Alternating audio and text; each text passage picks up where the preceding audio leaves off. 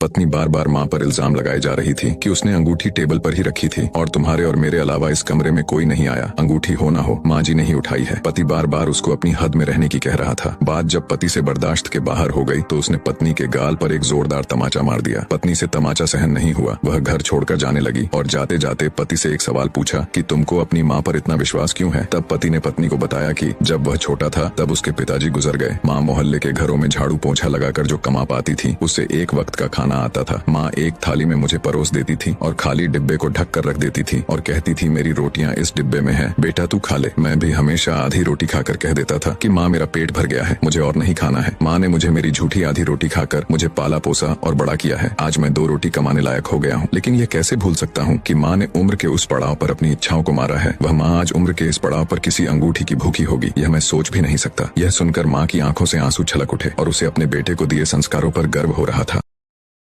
Download ShareChat.